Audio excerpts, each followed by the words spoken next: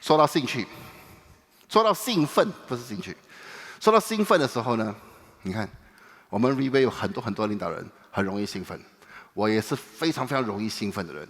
我每次形容我自己本身是一粒炸弹。不过接下来我要邀请一个人上台，这个人的这粒炸弹的药瘾，甚至比我还短。药瘾啊，炸弹就有药瘾嘛。有些人的药瘾非常的长，很长。我烧3天都烧不到，烧到一半它灭掉，又要烧到一半就灭掉，永远不会爆炸。不过这个人的药瘾基本上没药瘾，我还没讲，他就很兴奋。你看，当我一这样讲，大家都大概知道是谁。在 Review 冠军级人物，冠军级的人物，而他不是一开始就是冠军级的人物，一开始还没加入 Review 之前，破产，身无分文，给人家看不起。昨天我跟他两夫妇在吃饭，吃完饭过后就到我的房间里面聊天，他们甚至提到。当他们破产的时候，很多人知道破产没钱而已吗？不是的。当一个人没钱，也没希望，也不知道做什么的时候，想努力想拼，都没有东西让他做的时候，他不只是影响到你没钱这么简单，他牵涉东西太多，他影响到一个人的自信心。搞不好影响到一个人的性能力，我不是开玩笑，真的。因为各方面你没有自信，而通常祸不单行，当一不好的时候就越来越不好，病又来，又生病，又让人家骗，又让人家看不起，又让家人失望，导致他这个人已经对自己甚至丧失信心，丧失自信。以前开着一辆小车，老婆坐在旁边，老婆随口一句话：“旁边那辆车很美哈。”完蛋，他就会大发雷霆。你喜欢，你过去那边坐啦。听起来是一个笑话，今天。不过他就是这样，当时。为什么没有自信？受不了一个身边的人讲这样的一句话，所以你可以想象当时的日子是怎么过，可以想象当时他的孩子接着下来如果没有任何改变的话，他孩子今天会是怎样的情况？他父母亲又会怎么样看他？大家都知道今天他的结果是什么，我也不需要多说。不过我清楚的知道。Review 有几次表扬会让我流眼泪的，甚至2次。看到他升上来的时候，我流眼泪，就是因为这个人。他是谁？我们请看。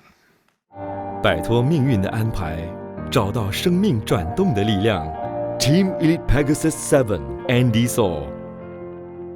刚开始坦白讲了，你问我会做吗？我不会做，我没有人脉。如果你真的想要成功的话，你必须要去学习。你没有实力没关系的，只要我们肯勤劳、肯去拼的话，今天我们跟他们差距很远，没关系的。如果你付出比他多，一段时间你会把距离拉近的。所以我就是凭这样一步一步这样拼上来的。我只能够告诉你，其实我在享受这个过程，因为这个平台里面，它不只是给我们改变罢了，但是最重要的是我们的思维，他们给我们找到人生6大的目标。刚才我讲那句话。花若盛开，无电自然来。人若精彩，天自有安排。所以把自己做好，那么一切我们交由给老天爷。如果你做得好，老天爷会给你会分很大的礼物。他以100%的爆发力和行动力带领团队冲锋陷阵，为团队打造出了士气高昂的激进环境，更在2014年成为至高荣誉金鹿奖的冠冕者。至今来到了 Team Elite Pegasus 7的崇高阶级，他更要以感恩、惜福、再造福的使命，打造正面积极的环境，帮助所有人都有机会掌握自己，为命运扭转乾坤。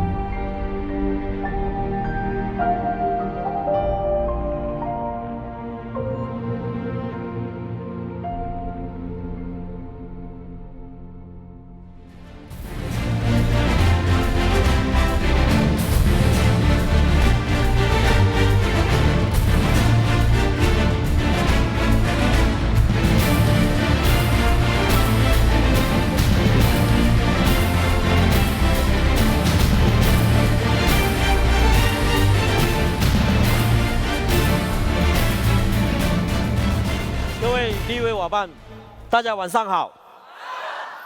我第一次站在日本这么大的舞台，皆さんこんばんは。那么我今天非常兴奋，也非常感恩，也感到自己很荣幸。为什么呢？能够跟我们敬爱的老板一起同台，真的，老板谢谢您。我先自我介绍，我是来自马来西亚，我姓苏，苏东坡的苏，你们可以叫我 Andy So， 是立威的飞马器。今天还不错，拥有豪舍，5辆豪车，有一个很大的一个主次，应该很了不起吧？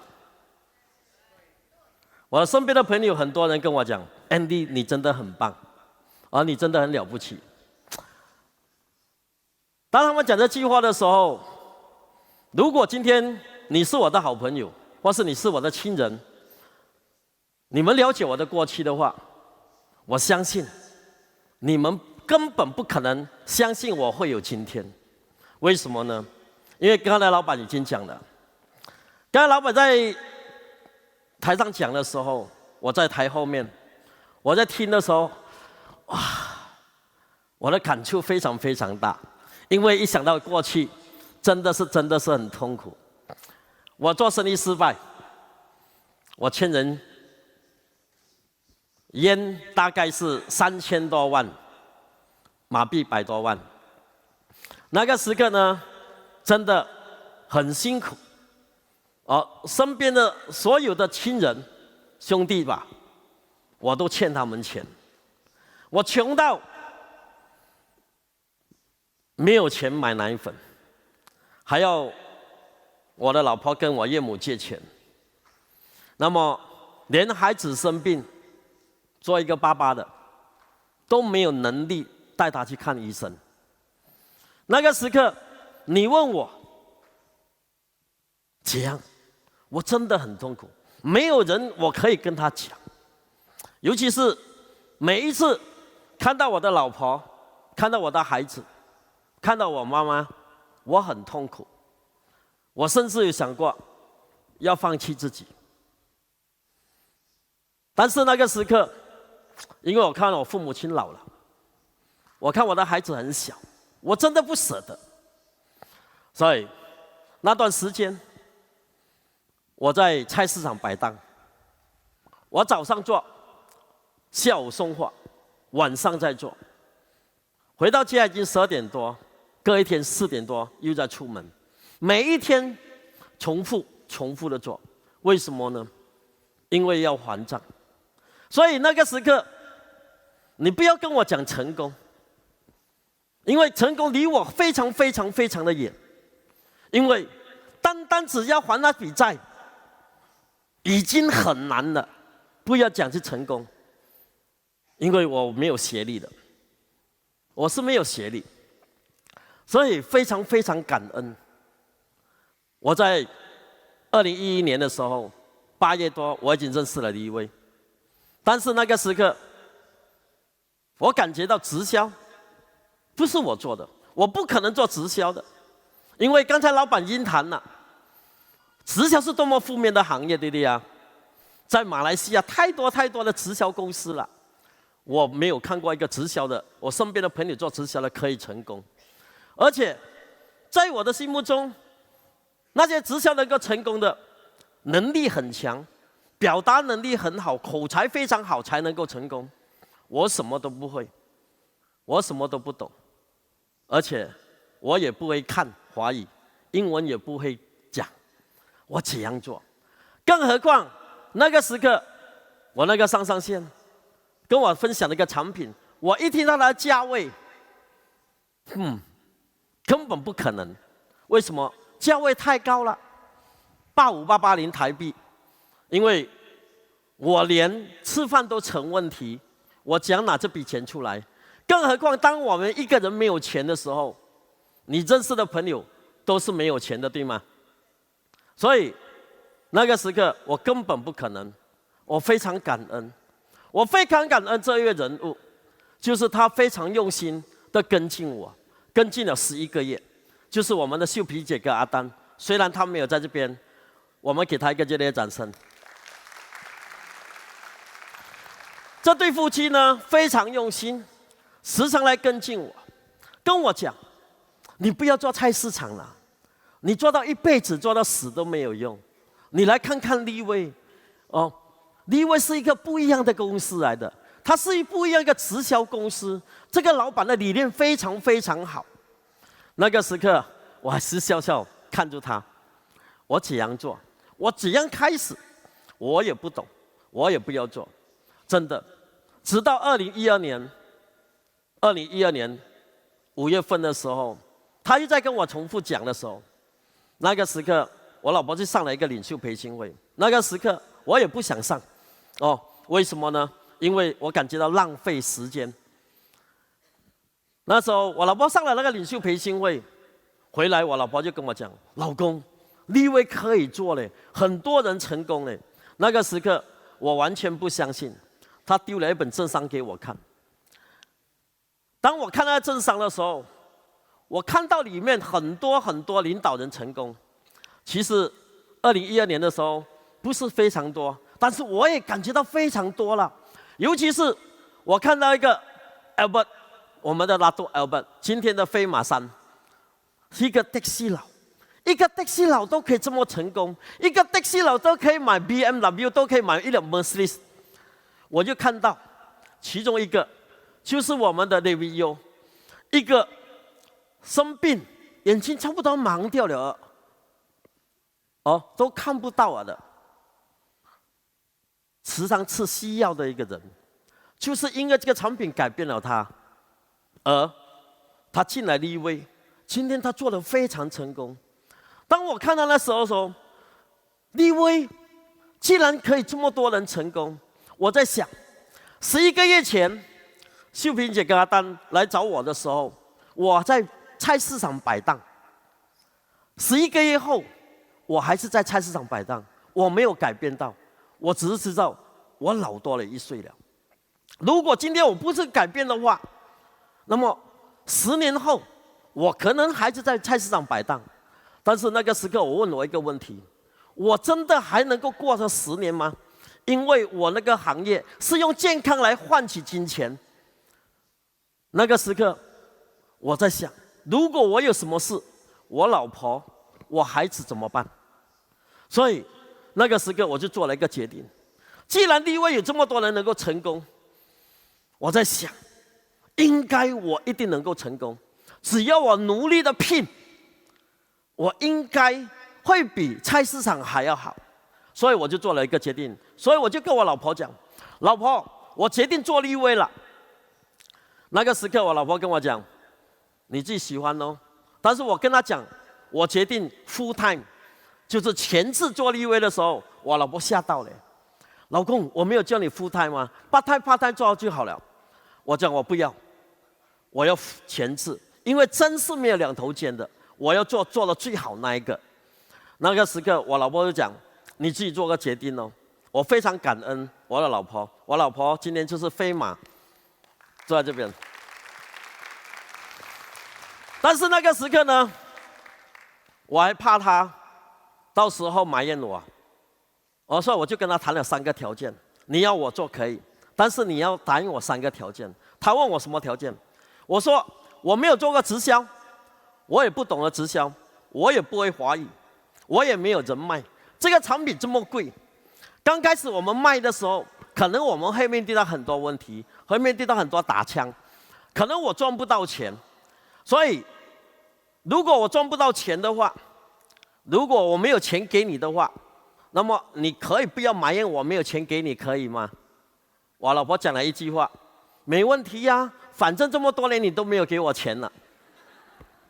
所以，那个第二个条件，我去拼的话，如果你要跟我一起拼，我们一起来；如果你不要跟的话，我很夜才回来的话，我没有时间陪你，你不要埋怨我没有时间陪你，可以吗？他讲没有问题。那第三个条件就是顾客的电话、顾客的名字，我们一定要记录起来，因为我们要关心顾客的，因为我们要 follow 顾客的，因为我的字你也不会看，因为我的字是医生的字来的。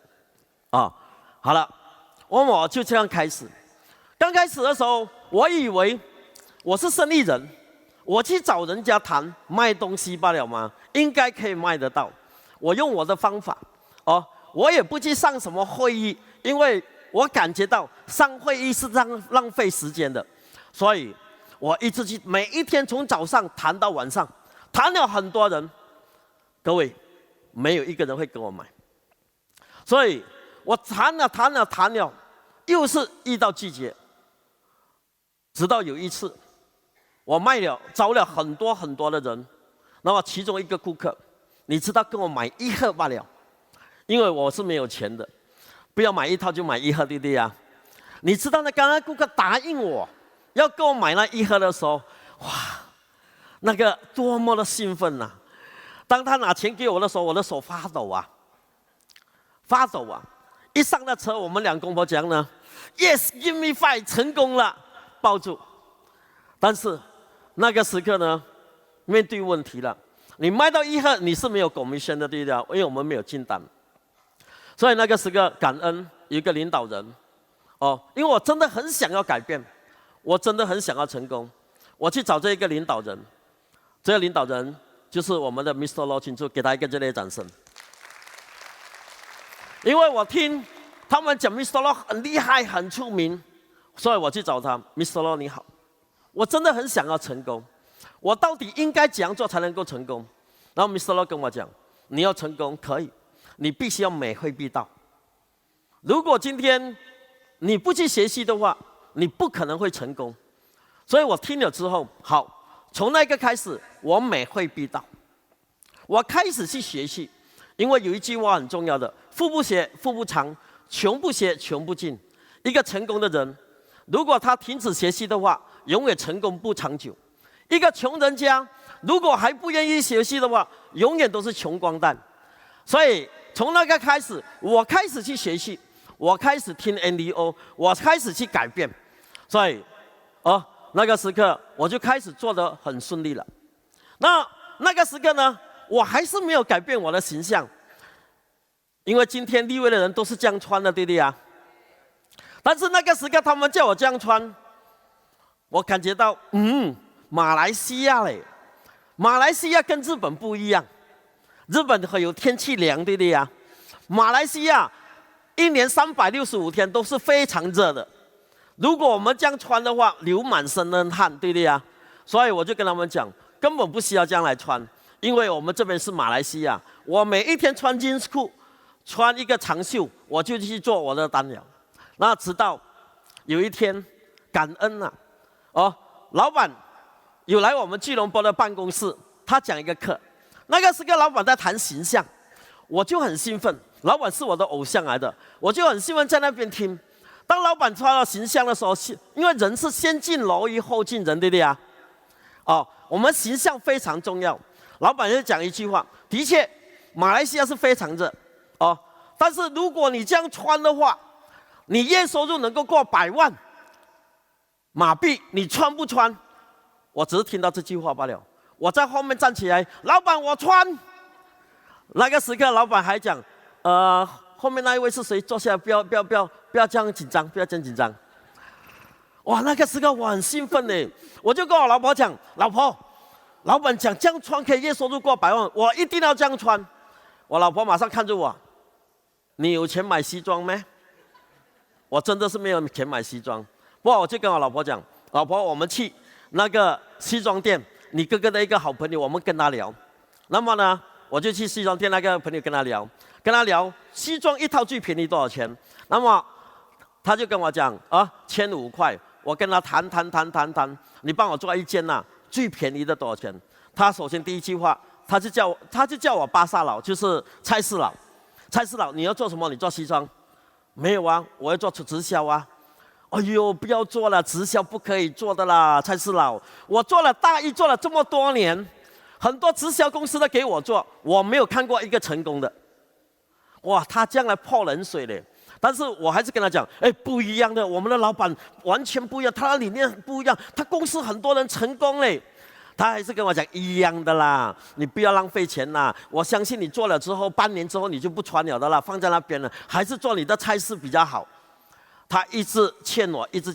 总之我跟他讲，你不要理我，哦，你帮我做一件。到最后他送我800块马币。那做了这套衣服的时候，我非常开心。我第一次我就穿给我老婆看，老婆你看帅吗？原来你老公穿西装很帅的嘞，我很有信心嘞。那个时候走出门的时候，我老婆就跟我讲，第一句话，老公，你这样穿出门咩？对呀，老板讲，如果你要成功，你早上一出门就要这样来穿着出门呐。然后我老婆就跟我讲，老公，等下我们去外面喝茶，那些阿姨安迪肯定会笑你的嘞。因为我住我老婆的家，岳母的家是在新村的那边有一个路口吃东西的。那个时候我跟我老婆讲，我很犀利的。哎呦，老板讲过了，给人家笑没关系，我们的梦不要给人家偷走啊！我们这样穿一定能够成功的。所以，当我一上我的车的时候，我这一辆车，我上这辆车的时候，我一刹车。开始要走了，哦，我老婆还跟我讲，你口风这样穿嘛，你放心啦，没有问题的。但是我走了一段路的时候，我感觉到不对路了。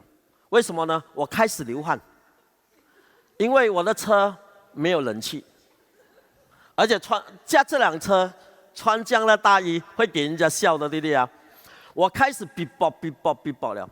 当去这样路口那些咖啡店的时候，我一停下来，我的老婆又在问我一句话。老公，你决定下车吗？都来到了，我们要吃东西的，下啦！我一开车门，一下车的时候，我就听到一个声音了：喂，巴萨佬，今日咁靚仔呀？巴萨佬，今天这么靚仔呀？然后他们又问我：哇，你们两夫妻去哪里？我穿得这么漂亮。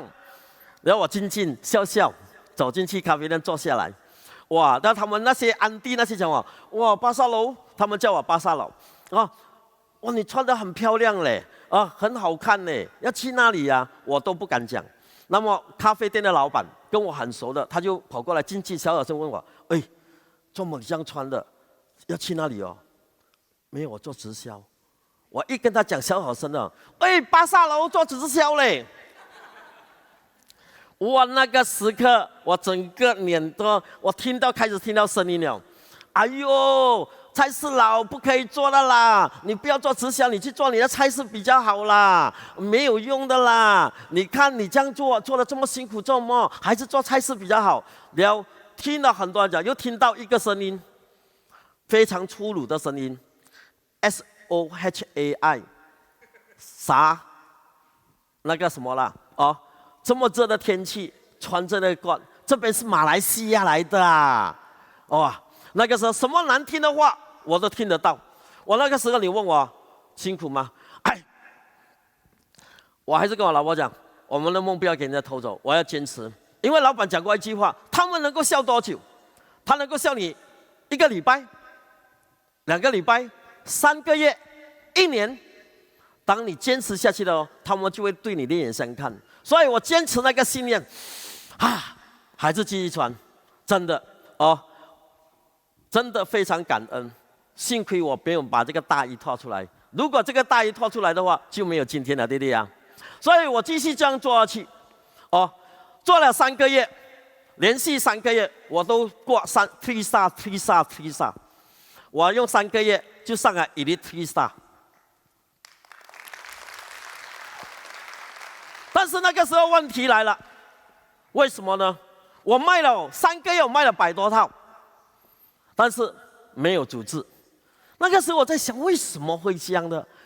很多人跟我讲，哇，立威，我跟他们讲立威可以做，他们很兴奋的要进来做了。但是1个礼拜、2个礼拜，我打电话他们也不接。有些时候去见他们，哎呀，不要谈，不要谈，不要谈，不要谈，就走。我莫名其妙。我每次跟我老婆讲，这些人真的讲要成功又不讲付出。我一直讲别人的问题，根本不是自己的问题。那个时刻我只会埋怨罢了。所以感恩老天爷，真的。我在2012年9月的时候，刚好有一天，我们的老板在办公室外面一个人站住。我看到他的时候，我偶像我就跑过去，哇，老板你好，我是 Andy 说，他讲我知道，我想问你一个问题哦，我真的很想要成功的，但是为什么我做了3个月，没有一个人想跟我的？然后老板看住我笑笑，你知道老板的笑容很甜的了，对不对啊？所以，老板看着我笑笑，他只是问了一个问题，你想跟怎样的一个领导人？莫名其妙问我这一句话，那时候我就不懂，像老板这样咯，我怎样？老板很好哦，还有老板能力很强哦，还有嘞，老板笑容很甜哦，还有老板很帅哦，你不要讲这个啦。那个时刻，他一直问我，你想跟怎样的一个领导人？所以我给他很多，我想跟怎样的一个领导人？老板只是讲一句话罢了。你成为那一个人，你成为那一个人，你相信我，你的组织就会开始形成。哇，那个时候那一句话，砰！我明白了，我明白为什么那些人不愿意跟我，为什么呢？因为我是生意人，我是用生意的方法来做直销，可以吗？因为直销是人与人做人的生意，对不对？以人为本的生意。但是我是做生意的话，我是以力服人。当那些领导人，我跟他讲几时来开会，他一迟到，我脸色就变了。有没有搞错啊？我叫你9点来，你现在9点半了你才来。当我叫他上台讲OBB 的时候，他讲的不是很好的时候，我们立位是这样的嘛？我没有的嘞，我没有的嘞，我是讲有没有搞错啊？你知道今天多么多人，你知道吗？我叫你好好去念了，你看你讲了这样，那顾客哪里会买？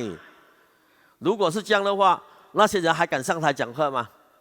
所以那个时候我开始通了，对哦，为什么我不跟着立位的系统来做呢？为什么我不去听 NDO 呢？老板还是提醒我，你要多一点听 NDO， 所以我很感恩那个时候我很兴奋的就走，老板，Andy 你来一下，我就转过来看他莫名其妙，你笑给我看一下，我就笑。我想你不会笑的咩？老板欠人家100多万怎样笑老板讲可以学笑的，以前我都不会笑的啊。老板笑可以学的咩？可以，以前你看我的样子，我也不会笑的，我每一天对着镜子笑，怎样笑？老板就做给我看，这样笑笑不出的话，嘴巴开大大。弄给他松弛，再来学校。如果还弄不出的话，就这样来走。真的从那个开始，我每一天要出门之前，我一定对着镜子笑。我每一天都在学校5分钟。到今天不用学了啦。到今天我每天穿了衣服，看到镜子 ，OK 吗？我就出门了。帅吗？这样笑 ，OK 吗？我的笑容可以吗？所以，从那一个开始，我就每一天都听 DVD， 每一天都听带，因为我知道我必须要去学习，而且呢，真的一个人要成功，不是你多厉害，你的思想观念非常重要。所以，今天如果你要成功的话，你必须要空杯子归零先，因为如果我们的方法可以成功，我们早就成功了，对不对啊？哎呦，不要想这么多跟着成功的步伐就对了，对不对啊？好像周丽讲的傻的跟，傻的干，傻的赚1000万，对不对啊？聪明的想，聪明的算，聪明的穷光蛋。真的，我们给我们的助力一个热烈掌声。好了，那么我在立威就这样一路这样拼下去。我开始改变的时候，我的组织就出现了。那么我就在2013年2月份的时候买了这一辆车。我继续拼下去的话，那么呢，我在第2年2014年买了 Bentley。今年我的家里有5辆车那么有一些照片没有放出来。这个是在去年的时候。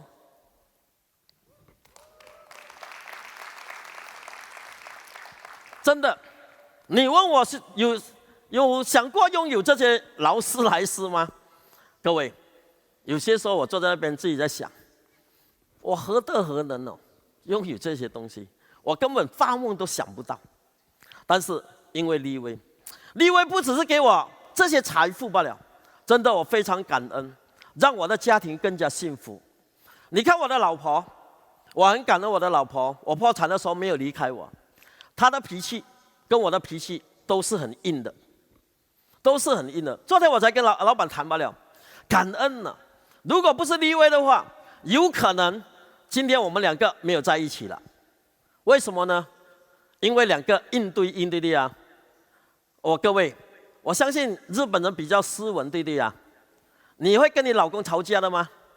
应该会吧。但是你们吵架都好，你们会开车门跳车的吗？应该不会吧。但是我老婆会的我们2个跳了很多次了的就是因为立威这个环境，立威的文化。老板每次讲的，我们要爱人先，你要别人爱我们，我们先爱人先。敬人者人人敬之，爱人者人人爱之，对不对啊？我们要先会做人，先做人后做事，做人成功，你做什么都成功啊！而且呢，真的在立威里面，如果你去了解的话，老板不要你追钱的。为什么呢？因为老板每次跟我们讲，那个时刻我傻傻的我听，有道理的。为什么呢？他讲钱有4个角，你人只有2个角，你要去追钱，真的很难追得到，对不对啊？所以老板讲，为什么你不要让钱来追你呢？哇，老板讲这句话呢，可以让钱来追我们的老板只是讲一句话罢了，你要让钱来追你很简单，把每一件事情做好，把每一件事情做对，把人做好，其他一切交给老天爷，老天自有安排。真的，我们再给我们老板一个热烈掌声，非常感恩他。今天我在立威里面，就是因为立威这个环境，我开始懂得控制自己的脾气。当要发脾气的时候，我的脾气是很坏的。你看我的眉毛很粗，对不对啊？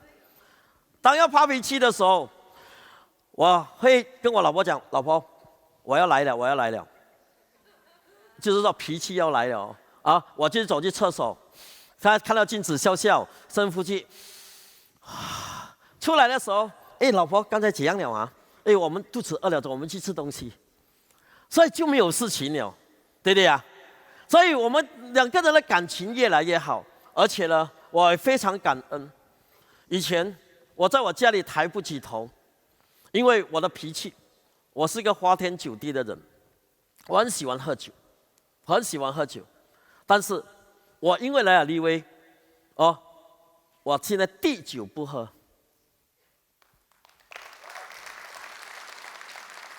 而且我现在跟我家人，我的哥哥，我的姐姐，以前他们全部都很怕我的，不是怕我，因为我脾气比较暴躁，但是今天他们跟我的感情，我跟他们的感情非常非常好，因为我懂得尊重他们先，因为我开始懂得尊重他们，开始懂得融入这个世界，所以我非常感恩，在立威。真的，这一个人物是我的恩人，有我们的老板。为什么呢？如果不是他，我真的有可能会有遗憾。在2016年的时候2月我们华人过年2月初5，那个时候老板打电话给我，叫我去他家拜年，嘎江那边。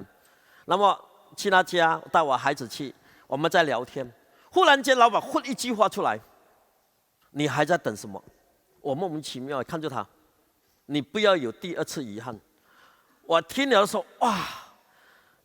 他要讲，你忙什么忙啊？你应该做好你的准备，你钱不是没有了，你现在已经大把钱了，你还不要买物质吗？哇！我整个人醒下来，对哦，我还有一个妈妈87岁了，而且我妈妈呢有一个梦想，因为我妈妈很老了，我妈妈是一个新村的人，我们马来西亚人新村的人是很厉害生孩子，因为晚上没有东西做，她跟我爸爸生了9个孩子，但是我妈妈一路来了，每一次过年呢，她都有一个遗憾，为什么这个没有回来，那个没有回来？因为9个兄弟姐妹的话，包括孩子要40-50个人，所以如果回来的话没有地方住，所以变成很多时刻，这个哥哥没有回来，这个姐姐没有回来，这个弟弟没有回来，所以我妈妈都很希望每次过年的时候全部集合在一起。当老板跟我谈的时候，我非常非常的兴奋，对，马上做决定。所以呢，我就讲我们老板很怪的，当我们要买物质的时候，他马上给博，就陪着，你要去看物质，我陪你去看，一路这样陪我们去看。他很忙的嘞，但是他知道领导人要买物质他都会抽出时间去陪他们去看的嘞，而且他看了之后他很兴奋的嘞，不是他买物质但是他很兴奋的，所以我就买了那一间屋子。当那天买了屋子了之后，我有一个画面，就是要给我妈妈一个惊喜。所以当我拿到锁匙的时候，在2016年10月份拿到锁匙的时候，我就跟我的好朋友、好兄弟，他帮我设计的，我就跟他讲，明年过年之前我要搬去你们住。他一看着我，赶不及啦，剩下几个月罢了，4个月那里赶得及？我说你帮我想办法。他讲真的要赶咩？赶，我真的要赶，你帮我想办法。总之我每一个礼拜给你100千、150千、100千、150千现钱马币。他讲这样应该可以，所以他就帮我赶。真的是做好的时候，我真的非常兴奋。年28的时候，我的兄弟姐妹全部回来了，去我家了，我妈妈才要过去，但是我妈妈不知道。我弟弟就跟他讲，我们去云顶过年，马来西亚的云顶过年。我妈妈一听到云顶，按照去为什么去云顶过年的？每一个人去，全部兄弟在那云顶过年呐，全部在上面了。我妈妈一直在那边因为我妈妈很喜欢煮的，每一次过年都非常喜欢煮的。所以当要到我家的时候，我弟弟塞一个 message 过来，我们兄弟姐妹很兴奋，全部站在门口那边。我车一进来，我妈妈一下车看到我们全部傻掉了嘞。然后我妈妈就按照我让来这边落车的时候，我妈妈一走出来，我去接她。我接我妈妈。我妈妈问我这个是谁的家？妈妈，这是我买的厝。我妈妈一听了，按照路上骗我，但是很开心。你可以看到，过年的时候，我们苏家有一个习惯，就是跪下来跟我妈妈拿红包。我妈妈很漂亮，87岁了。我们每个人跪下来跟她拿红包。这是我们的兄弟姐妹跟我妈妈他们在我没关系。我带你们去看我的家，这个是我的家。这个是我的楼下的客厅。这个呢就是我们那个吃饭厅 ，OK 吗？这个桌子呢就是定做的，就是因为我们兄弟姐妹包括我的嫂嫂他们有20个人一起做的。这是我的楼上要上楼上的，这个就是一楼，这个是1楼的客厅。我的家不是很大，大概有11套沙发，哦，厕所有11间厕所，哦，所以那这个就是我的书房。如果你有去我的书房的话，你会看到墙壁都是书，所以你不要告诉人我没有读书，哦，我的墙壁都是书来的，啊，这个是我跟我老婆的睡房，哦，那么呢，这个就是我老婆的最爱。那么因为什么呢？因为她的偶像是我们的 Miss Korea， 所以 Miss Korea 有什么东西，她就在跟，现在跟，虽然还没有跟到 Miss Korea 相多的东西，现在还是在。那么呢，接下来，我带你们去走去外面，我们的 snorkel， 这个游泳池。为什么会有立威的 logo 呢？这个是我们人生6大的目标，在这边的。因为如果没有立威这个平台，我相信我都没有今天。所以我非常感恩立威。当那个设计师帮我设计的时候，我叫他放一个 logo 在里面。我要永远记住，今天我拥有的一切，因为立威。我们给立威一个热烈掌声。这个游泳池，我曾经跟老板游过1次泳。老板在去年5月多的时候，半夜2点多去我的家，半夜邦邦 Andy 你在吗？我们就2个就在家里聊天，聊到3点的时候，我们跳下去游泳。老板的性格要跳去游泳，他就脱了衣服就跳下去了的。我跟老板2个人半夜3点多在游泳池那游泳，游来游去。有一段时间，我们就靠着那个墙壁那边。那个时刻，老板跟我讲一句话，他跟我讲：如果这个时刻，你是在你的下线的家，因为他相信你，今天他拥有这一切，而你在他的家的游泳池游泳，你就知道我的感觉，我的感受。我那个时候听了，我非常感动。各位，老板真的非常伟大，的确，他不是世界上的首富，也有很多人比他还要有钱，对的呀。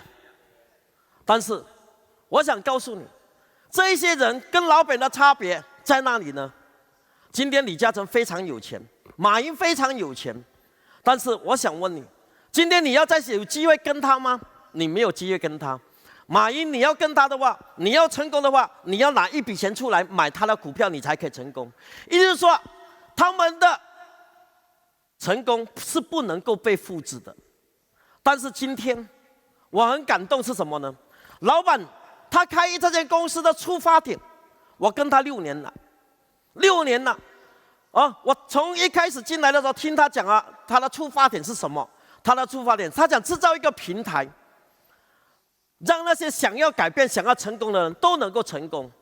这6年来，我真的看到很多领导人因为相信立威而改变，而且老板制造这个环境，有这个文化、这个教育，让这些所有成功的领导人而改变了，不是一个。如果是一个的话，是那个领导人很厉害，但是是一群的。什么叫做一群？刚刚我们刚上了立威的那个高峰会，那天老板放了一个照片出来的时候，整个公司的 team elite 有接近600多位，公司月收入过100万新币的有超过100位。各位，你们没有给掌声。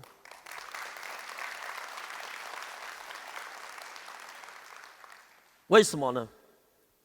因为今天立威的成功是能够被复制的。因为今天立威不只是让那些领导人成功罢了，这一些领导人都能够把复制下去，让下面的人都能够成功。同样的，我非常感恩，今天我在立威，不只是我能够成功，我能够让我过去好朋友，在菜市场做了10多年的好朋友，一个一个变飞马。今天在这边现场，有我的组织4位飞马在这边，我们的阿才哥，我们的张继正，我们的张伟良，我们的 Penny Lee，给他们一个热烈掌声。所以，利威的成功是能够被复制的。各位，利威是一个不一样的直销公司，它是一个创造人才的一个平台。真的，为什么我这样讲呢？你们看这一张照片，你们就知道了。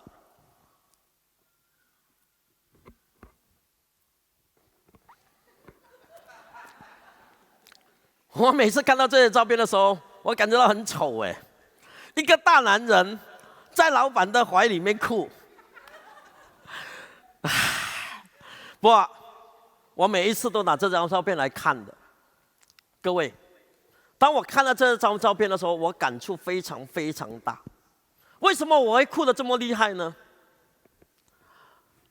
其实，在2013年的时候，8月有一场领袖培训会。那个时刻，老板一个会议的时候，高峰会议的时候讲，指定我是一个讲师的时候，哇，那个时刻我很兴奋呢，我又很紧张，我又很怕。我兴奋是因为老板给我这个机会，我紧张，我不知道要谈什么啊，我怕，我里面空空的啊，我怕什么？我真的很怕。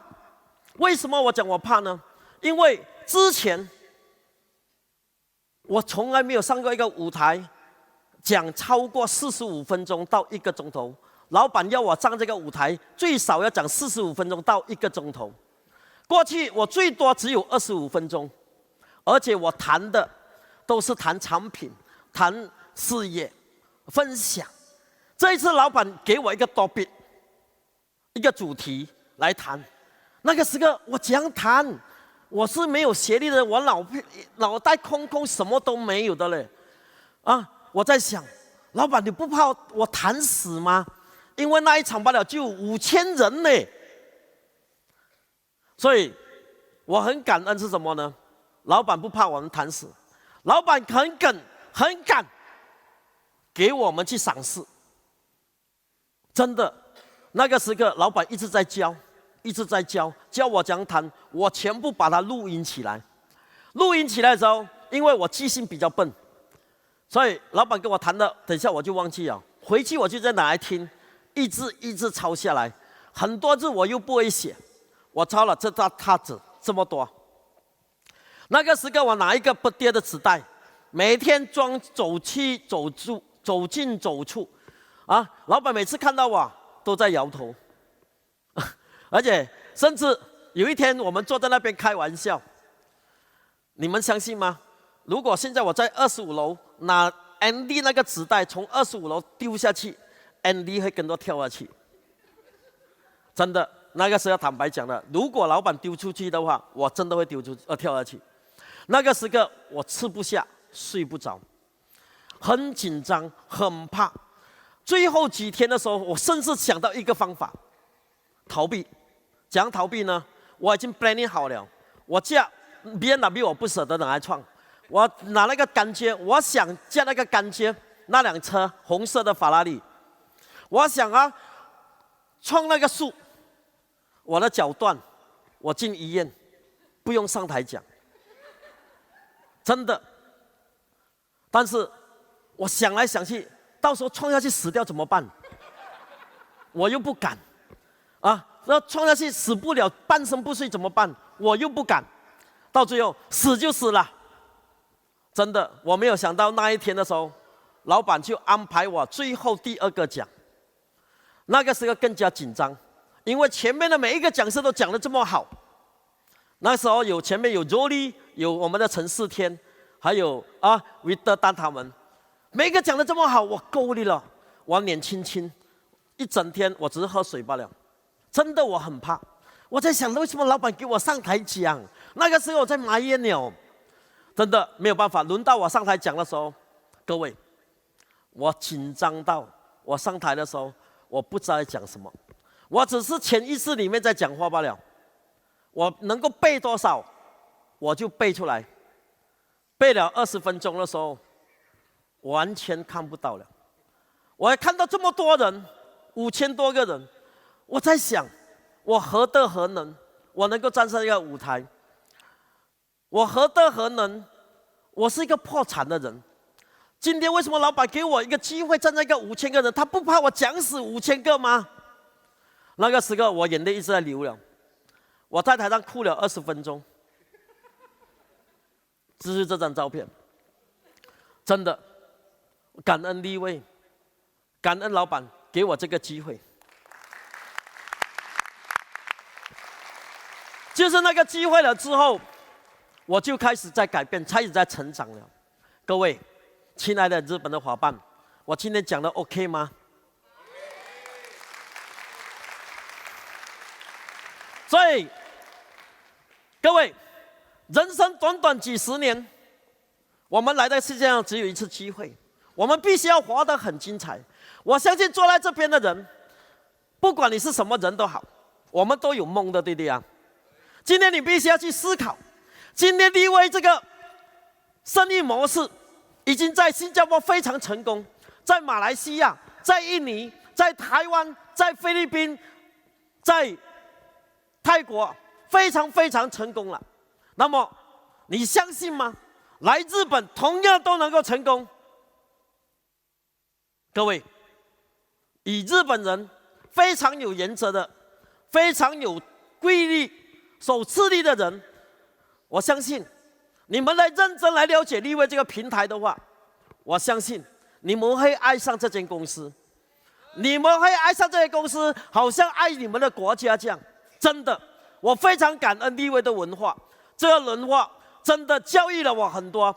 同样的，今天立威不是一个人成功，已经有很多很多领导人买豪舍、买劳斯莱斯、买豪车，而且这一些人都不是做10年、20年，这一些人只是用了4、5年，已经做了过去他有可能他要用30、40年，可能一辈子都做不到的，但是在立威做到了。如果你还有梦，今年我们有个言哦，今天我是为什么呢？因为我站在这个舞台，所以我恳求你们认真了解立威，真的，立威能够让你改变你的人生。谢谢。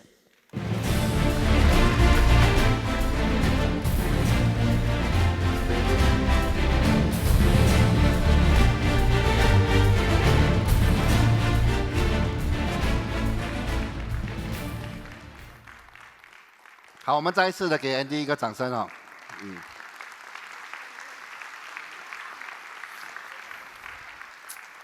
所以我可以想象说，他的这个过程到底有多难。